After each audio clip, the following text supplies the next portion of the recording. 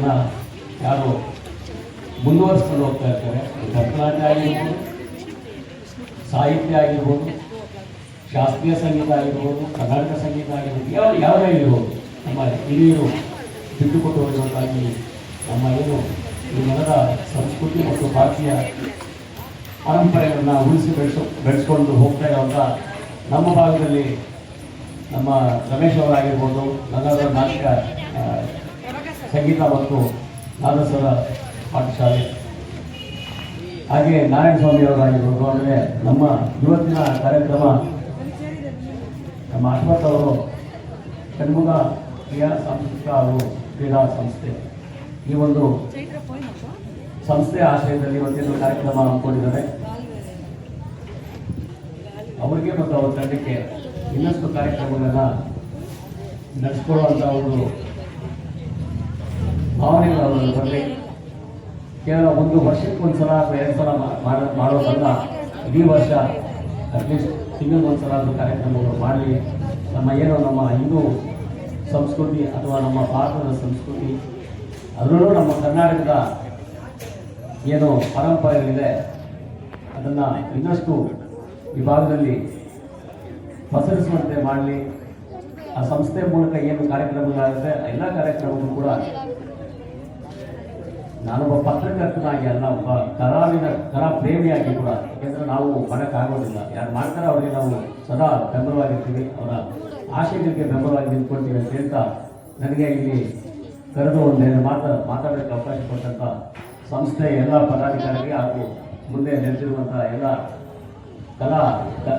ಕಲೆಗಾರರಿಗೆ, ಕಲಾವಿದರಿಗೆ ಕೂಡ ನಮಸ್ಕರಿಸಿ ನನ್ನ ಮಾತು ಕೊಡ್ತೀನಿ.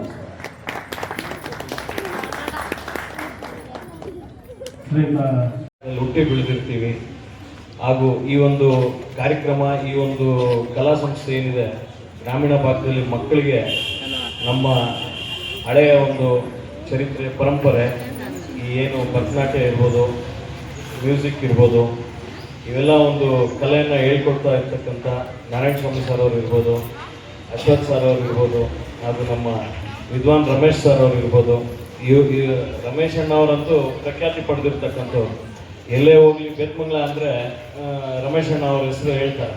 ಈ ರೀತಿ ವಿದ್ವಾನ್ರು ಇದ್ದಾರಲ್ಲಪ್ಪ ನಿಮ್ಮೂರಲ್ಲಿ ಅಂತ, ಅಷ್ಟೊಂದು ಹೆಸರನ್ನು ಗಳಿಸಿ ಇವಾಗ ಅವರು ಕಲ್ತಿರ್ತಕ್ಕಂಥ ಒಂದು ವಿದ್ಯೆಯನ್ನು ಮಕ್ಕಳಿಗೆ ಹೇಳ್ಕೊಡ್ತಾ ಈ ಒಂದು ನಮ್ಮ ಬೇತ್ಮಂಗ್ಲ ಭಾಗದಲ್ಲಿ ಹೆಸರನ್ನು ಮಾಡ್ತಿರ್ತಕ್ಕಂಥ ಎಲ್ರಿಗೂ ಹಾಗೂ ಈ ಒಂದು ವಿದ್ಯೆಯನ್ನು ಕಲಿಸಿರ್ತಕ್ಕಂಥ ಎಲ್ಲ ಗುರುಗಳಿಗೂ ನಮಸ್ಕರಿಸ್ತಾ ನನ್ನ ಮಾತು ಮುಗಿಸ್ತೇನೆ.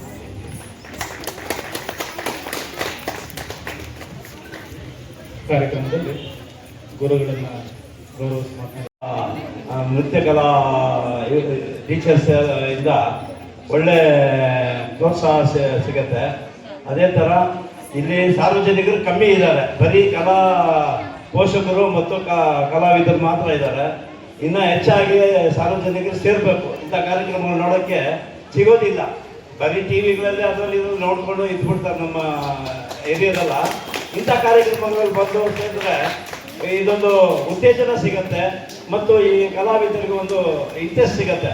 ಏನು ನಾವು ಈ ಜನ ಇದೆಲ್ಲ ಮಾಡಿದ್ದೀವಿ, ಈ ಜನ ಬಂದಿದ್ದಾರೆ, ನಮಗೊಂದು ಸಂತೋಷ ಆಗತ್ತೆ ಅಂತ ಒಂದು ಅವ್ರಿಗೊಂದು ಇದು ಇಂಪ್ರೆಷನ್ ಸಿಗತ್ತೆ.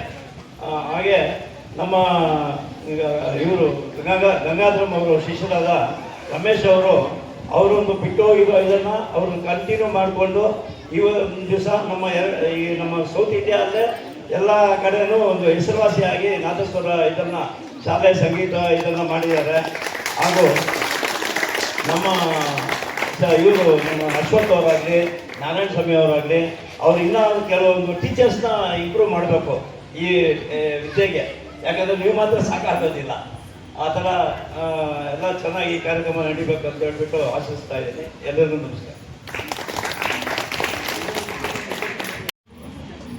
ಎಲ್ಲರಿಗೂ ನಮಸ್ಕಾರ. ನನಗೆ ಮಾತಾಡೋಕ್ಕೆ ಬರಲ್ಲ. ನಾರಾಯಣ ಸ್ವಾಮಿ ಅವರ ಬಲವಂತಕ್ಕೆ ಒಂದೆರಡು ಮಾತಾಡ್ತೀನಿ.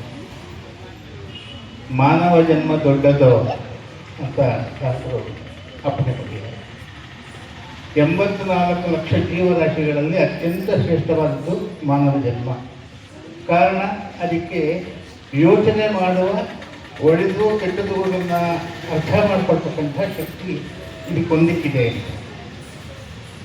ನಾವು ಮನುಷ್ಯರಾಗಿ ಹುಟ್ಟಿದ ಮೇಲಕ್ಕೆ 4 ಪುರುಷಾರ್ಥಗಳನ್ನು ಸಾಧನೆ ಮಾಡಬೇಕು ಅನ್ನೋದು ನಮ್ಮ ಗುರಿಯಾಗಿದೆ. ಧರ್ಮ, ಅರ್ಥ, ಕಾಮ, ಮೋಕ್ಷ. ಕಟ್ಟ ಕಡೆದು ಮೋಕ್ಷ. ಎಲ್ಲ ದಾಸವರೇಣ್ಯ ಹೇಳ್ತಕ್ಕಂಥದ್ದು, ಗುರುವರ್ಯಗಳು ಹೇಳ್ತಕ್ಕಂಥದ್ದು ಮಾತು, ಇದನ್ನು ನಾವು ಅಂತ್ಯ ಮಾಡಿಕೊಂಡು ಮುಂದೆ ಮೋಕ್ಷವನ್ನು ಪಡಿಬೇಕಂತ ಗುರಿಯನ್ನು ಹೊಂದಿರಬೇಕು ಅಂತ. ಅದಕ್ಕೆ ಅನೇಕ ಹಂತಗಳಲ್ಲಿ ಈ ಕಲೆ ಅನ್ನೋದು ಮೊಟ್ಟ ಮೊದಲನೇ ಹೆಜ್ಜೆ. ಈ ಕಲೆ ಒಳಗೆ ಸಂಗೀತ ಇರ್ಬೋದು, ಸಾಹಿತ್ಯ ಇರ್ಬೋದು, ಭರತನಾಟ್ಯ ಇರಬಹುದು, ಜಾನಪದ ಇರ್ಬೋದು, ಎಲ್ಲ ಕೂಡ ಕಲೆಗಳೇ. ಈ ಸಂಗೀತ ಯಾಕೆ ನಾವು ವಿಶೇಷವಾಗಿ ಅದನ್ನು ಪ್ರಾಧಾನ್ಯತೆ ಕೊಡ್ತಾ ಇದ್ದೀವಿ ಅಂದರೆ,